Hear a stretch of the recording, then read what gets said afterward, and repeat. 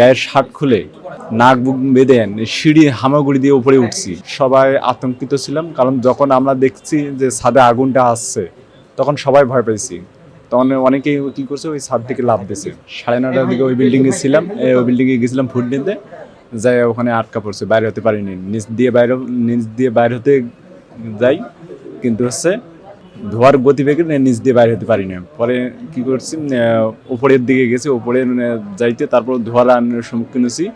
আর ধোয়া এমনভাবে নাকে প্রবেশ করছে, মানে নিঃশ্বাস নিতে কষ্ট হচ্ছিল। পরে কি করছি, গায়ের শার্ট খুলে নাক বুক বেঁধে সিঁড়ি হামাগুড়ি দিয়ে উপরে উঠছি।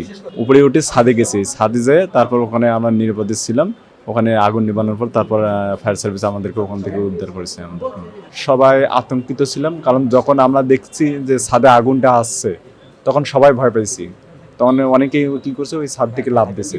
আমার নাম ফরিদুল ইসলাম, আমি ফুড ডেলিভারি কাজ করি। ফুড ডেলিভারিতে কাজে নামছিলাম, নামে 9টা 9:30 9:30টার দিকে আমি ওই বিল্ডিংয়ে ছিলাম।